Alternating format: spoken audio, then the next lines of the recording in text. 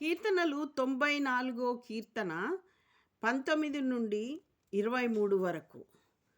నా అంతరంగమందు మోషే ప్రార్థిస్తున్నాడు అన్నట్టు. నా అంతరంగమందు విచారం హెచ్చగా నీ గొప్ప ఆదరణ నా ప్రాణమునకు నెమ్మది కలిగ చేయుచున్నది అని.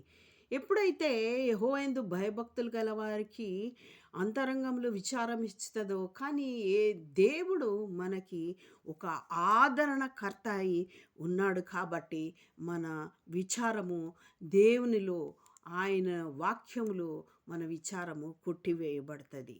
అంతేకాదు మరి 21లో దుష్టులు అంట నీతిమంతుల ప్రాణము తీటకై వారి మీద పడతారంట. నిర్దోషులకు మరణము విధించుదురు. దోషులు నిర్దోషులైన వారిని చంపడము, లేకపోతే వారిని మరణము విధింపచేయడం అలాంటివి చేస్తారు. ఎవరు? దుష్టులు.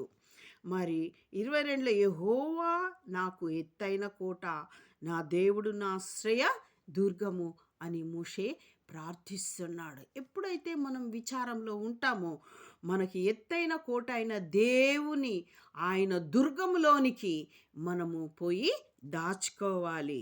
23 ఆయన వారి దోషములు వారి మీదకి రప్పించును. దుష్టులు ఈ విధంగా చేసిన మరణానికి అప్పచెప్పిన ఆ దుష్టులు వారి మీదకి యెహోవా వారి దోషాలని రప్పించి వారి చెడుతనమును బట్టి వారిని సంహరించి మన దేవుడైన యెహోవా వారిని సంహరించును.